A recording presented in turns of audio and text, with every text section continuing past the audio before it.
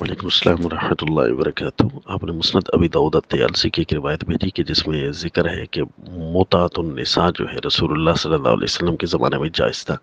تو پہلی بات یاد رکھیں، جب بھی کوئی متع کی روایت آپ بھیجنا چاہیں گے تو اس کی صحیح سند کی جانچ پڑتال ضرور کیجیے۔ ہمارا دعویٰ ہے کہ متع کے بارے میں کوئی بھی ایسی روایت جو کہ ایرانی متع چل رہا ہے، ایسی کوئی بھی روایت صحیح نہیں ہے جس سے یہ ثابت ہوتا ہو کہ متع یوں کیا جاتا ہے جس طرح کہ ایک نکاح ہوتا ہے وغیرہ سالکا۔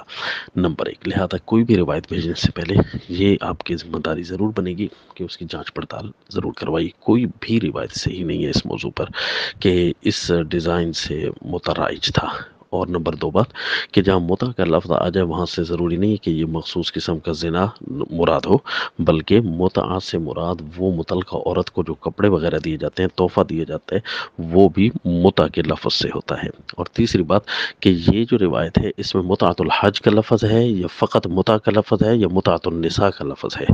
سیاح کے اندر متعۃ الحج کا ذکر ہے یا خالی متع کا ذکر ہے، حج تمتع بھی مراد ہے، اور جہاں متعۃ النساء کا تذکرہ آئے گا تو وہاں بھی اگرچہ وہ روایت بھی ضعیف ہوگی لیکن وہاں بھی مخصوص قسم کا یہ فعل جو نکاح کے قائم مقام زنا والا کیا جاتا ہے، یہ تو پھر بھی کم از کم ضعیف روایت سے بھی ثابت نہیں ہو رہا۔